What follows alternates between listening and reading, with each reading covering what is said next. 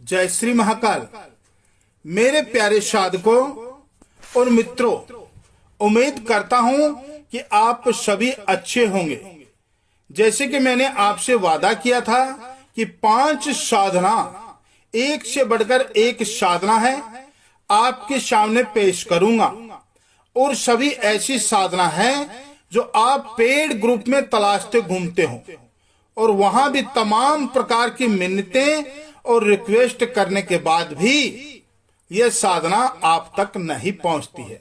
और मैं डायरेक्ट आपको वह साधना दे रहा हूं, निःशुल्क, कोई भी पैसा नहीं लिया है मैंने। एक से बढ़कर एक अद्भुत साधना दी है जिसे हजारों की संख्या में लोगों ने इसका फायदा उठाया है। और ऐसे ऐसे तरीके साथ में आपको मिल रहे हैं जो आपको पूरे इंटरनेट जगत में कहीं पर भी नहीं मिलेंगे।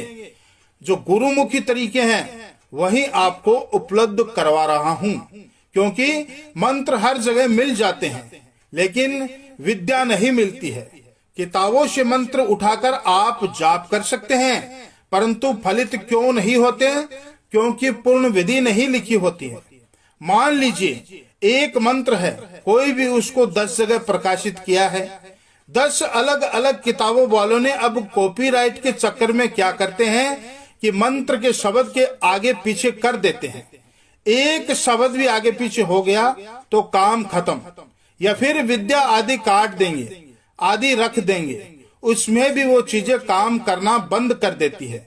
और कुछ चीजें ऐसी होती हैं कि गुरु ऊर्जा के बगैर नहीं चलती हैं। तो जो गुरु का प्रभाव है वास्तव में यहीं पर काम आता है।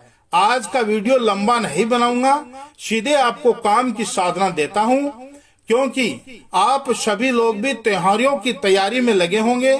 आपको दिन भर में आपको त्योहार की तैयारियां भी करनी है। तो सबसे पहले मैं आपको बता देता हूं कि आपकी जो आज की साधना क्या है। जो लोग अप्सरा साधना करने की इच्छा रखते हैं, जो तलाशते हैं ना कि मैं अप्सरा साधना करना चाहता हूं और मुझे अप्सरा के अंदर वही सब करना है जिनके लिए नौजवान पीढ़ी घूम रही है, तो रति क्रिया ढूंढने वालों लोगों के लिए साधना है। जो कहते हैं ना मुझे रति करनी है, अप्सरा के साथ रोमांच करना है, तो आओ साधकों लाइन पे, आपको रोमांच करने की साधना आज दे रहा हूं।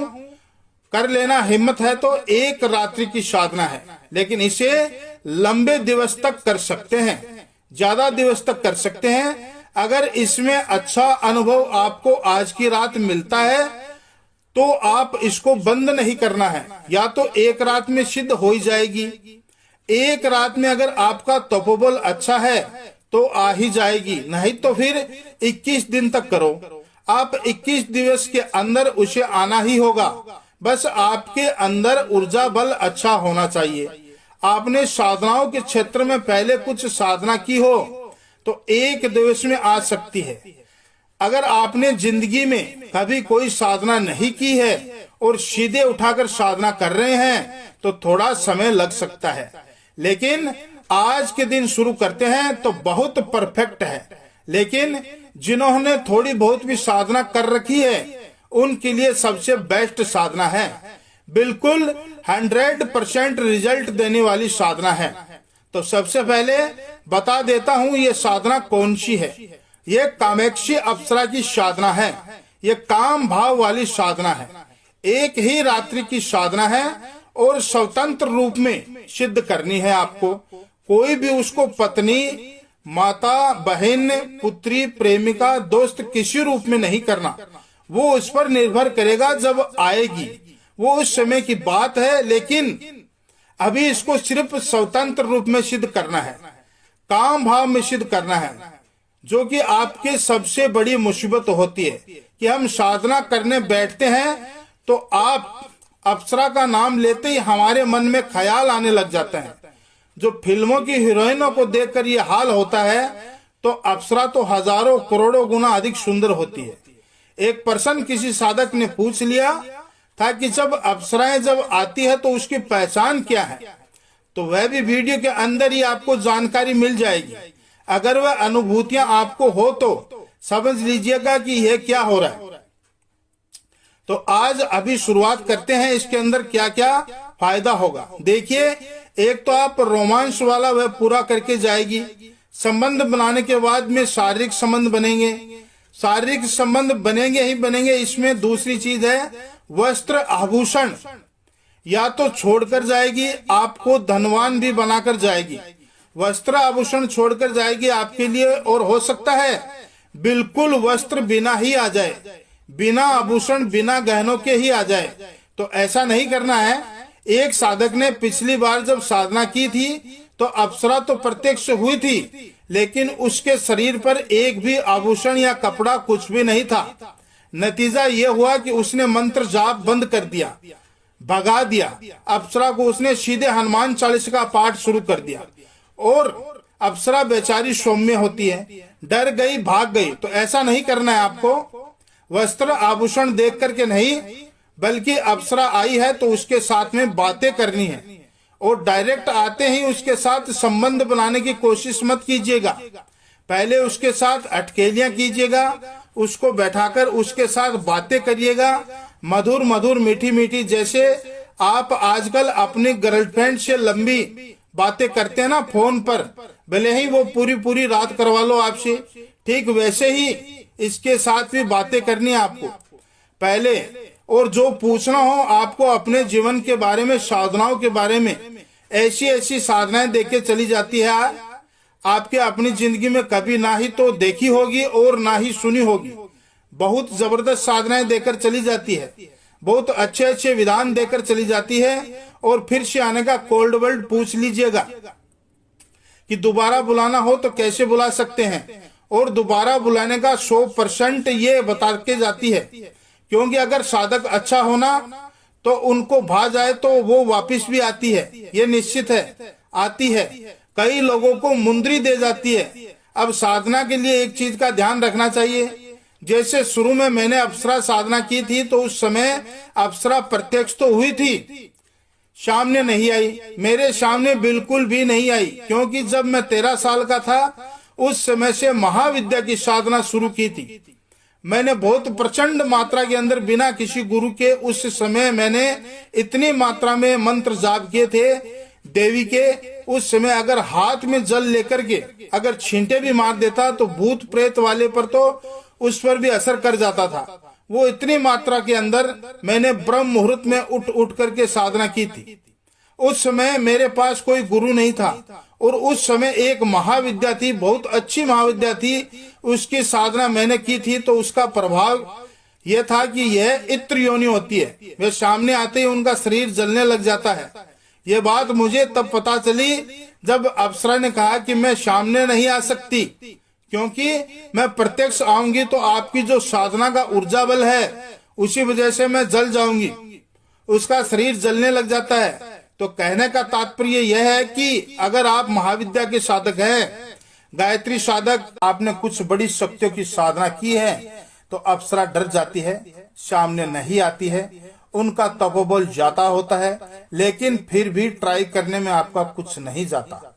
आपको कुछ न कुछ देकर ही जाएगी, लेके नहीं जाएगी आपसे। और बिल्कुल डरने की चीज नहीं है, बहुत जबरदस्त होती है, कोई नुकसान नहीं पहुंचाती साधक को, बहुत सौम्य होती है ये साधना। आप कभी भी अमावस्या, पूर्णिमा, होली, दीपावली, रवि पुष्प योग में, गुरु पुष्प योग या दशहरा को भी कर सकते हैं, नवरात्रि में भी कर सकते हैं। आपके वस्त्र कैसे रहेंगे? लाल या सफेद वस्त्र रहेंगे। आपको गुलाब के इत्र की शीशी लेनी है और गुलाब जल की शीशी ले आनी है। अगर गुलाब जल नहीं है तो गुलाब की शीशी में थोड़ा सा इत्र आपको नहाते समय बाल्टी में डालकर स्नान करना है, ताकि शरीर से खुशबू आए। गुलाब के इत्र की, गुलाब की कुछ पंखुड़ियां आपको लाकर के छोड़ लेनी है शरीर पर, हल्का हल्का चंदन लगा लेना है। आपका मुख्य साधना के समय उत्तर दिशा की ओर रहेगा। आपका आसन भी लाल रहेगा। आसन के पास एक बिस्तर लगा देना, बहुत ही मखमली टाइप का बिस्तर बनाइए। उसके ऊपर धुली हुई कोई चादर बिछा कर के, अगर गुलाबी चादर है तो और भी अच्छा है, चादर बिछा करके उसके ऊपर गुलाब की चादर के ऊपर गुलाब की पंखुड़ियां डाल दीजिएगा, जैसे नवी नवेली दुल्हन की रात होती है। आप समझ गए हैं? उसी प्रकार से आपको सजाना है इस बेड को। और आप बंद एकांत कमरा होना चाहिए। हवा पास होने के लिए खिड़की खुली रखी सकती है, लेकिन गेट खुला करके साधना नहीं करनी है। बंद कमरा होना चाहिए। जो आप करोगे वो बुदबुदाते हुए करना है। होठों से बाहर थोड़ा थोड़ा आपको ही महसूस हो, दूसरों को महसूस न हो। मन ही मन नहीं करना है, लेकिन बहुत जोर जोर से भी नहीं करना है। जिस कमरे में आप जाप कर रहे हो उस कमरे में किसी की तस्वीर नहीं होनी चाहिए, किसी की फोटो नहीं होनी चाहिए। समझ रहे हैं? आप कोई देवी देवता या फिर किसी मरे हुए व्यक्ति की, साधारण व्यक्ति की, जीवित व्यक्ति की कोई भी फोटो मत रखो। उसमें सब फोटोएं हटा देनी आवश्यक है। वस्तुएं हटा देनी है। भोजन सामग्री पड़ी हो तो वो भी हटा देनी है। और सिर्फ एकांत कमरा चाहिए आपको। और शाम के समय 6-7 बजे के आसपास आपको गुरु गणेश, इष्ट देवता, कुल देवी, पितृ का भोजन या शिव दुर्गा का पूजन कर लेना।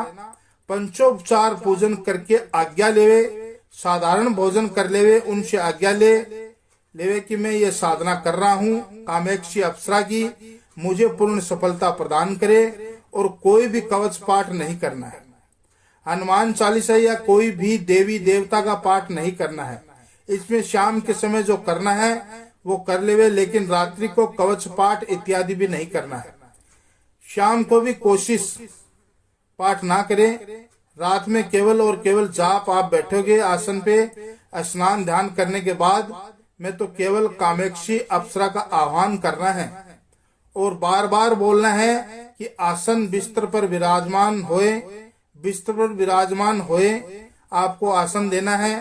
5-6 बार बोल के बाकायदा आपको कामेक्षी अप्सरा का नाम लेना है। और ये बोलन है कि देवी कहीं ऐसा मत बोल देना कि मेरी बाबू सोना पधारो, आप ये मत बोल देना। ये बोलना है देवी आप पधारो, मैं आपकी साधना कर रहा हूँ, आप पधारो, दर्शन दे और मेरे ऊपर कृपा करे। ये बाबू सोना वाले जो आप अपने नॉर्मल बोलते हैं ना, वैसे मत बोल देना। मेरी बाबू पधारो, मेरी सोना पधारो ले डूबेगी आपको। सोना के चक्कर में साधना खंडित हो जाएगी। आपको गुलाब की अगरबत्ती और धूप बत्ती रखनी है और दीपक जलाना है। बड़ा दीपक, कुमकुम और चंदन रखना है।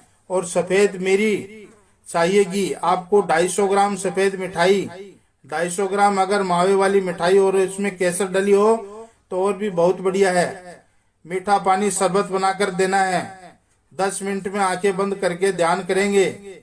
उसके बाद आपको 5 माला इस मंत्र का जाप करना है। फूल गुलाब के रहेंगे, इत्र गुलाब का रहेगा, मिठाइयां बर्फी की होगी, 1 लोटा शरबत का गुलाब वाला ही होगा। इसके बाद आपको सबसे पहले आसन लगा लेना है। आसन लगाने के बाद में आपको पाठ शुरू करना है। तो ये धूप बत्ती वगैरह लगा करके, जिसमें बताने की जरूरत ही नहीं है, चंदन वंदन सब डालकर कि वहां रख के 10 मिनट आंखें बंद करके ध्यान लगाना है। उसके बाद आपको 5 माला जाप करना है। कम से कम आपको अनुभूतियां बता देता हूँ क्या होंगे। शुरू का जो पाठ होगा 10 माला होते होते आपकी हल्की हल्की खुशबू आने लगेगी, आवाज आने लग जाएगी थोड़ी थोड़ी, कहीं से भी मतलब झंकार जैसी पायलों की। उसके बाद आगामी जैसी 20 माला के आसपास पहुंचोगे तो चिंकुटियां काटने जैसी महसूस होगा, जैसे चींटियां काटती है ना वैसे, और बहुत तेज नींद के झोंके आएंगे। माला इसमें स्टिपिक की रखनी है, याद रख लेना, सीख लेना, लिख लेना। ये सारी की चीजें माला रहेगी सप्टिक की। माला के करना है जाप, झोंके आएंगे नींद के, और नींद के जब झोंके आए तो सोना नहीं है, कोशिश करना जाग के ही साधना करनी है। और जब साधना के अंदर 30 माला के आसपास, 31 माला के आसपास पहुंचते हैं तो उस समय थोड़ी थोड़ी दृश्यमान होनी शुरू हो जाती है। आपके सामने हल्की हल्की चक्कर काटने दिखने लग जाती है। 35-40 माला के आसपास में आप के पास में बैठने लग जाएगी, गुदगुदी करने, आपके घुटने से घुटना लगा के बैठने, बात करने की कोशिश करेगी। लेकिन 51 माला पूरी करनी है। 51 माला होने के बाद में प्रणाम करना है। उसको सामने बैठी रहे तो उसको प्रणाम करना है। फिर उसको बिस्तर पर आसन देना है। बिस्तर पर आसन देने के बाद में क्रिया बाद में करनी है। पहले उससे जो पूछना है, जिसकी जरूरत है, जो मांगना है, वो मांग ले। इतनी सक्षम होती है कि एक ही रात में सब कुछ कर सकती है, सब कुछ दे सकती है। पर ध्यान रखिएगा। और एक बात और, कई लोगों के शरीर पर चिंगुटी काटने के या फिर नाखूनों के निशान सुबह बन जाते हैं, तो घबराइएगा नहीं। ये उसी साधना के निशान है जो जब रति क्रिया करती है तब उसके निशान पड़ जाते हैं। उसके साथ बहुत ही कोमल सौम्य व्यवहार करना है और ये बहुत कुछ देकर जाएगी। तो उम्मीद करता हूँ कि आपको ये वीडियो पसंद आया होगा। अगर वीडियो पसंद आए तो वीडियो को लाइक करो, अधिक से अधिक लोगों तक शेयर करो। आज के लिए बस इतना ही।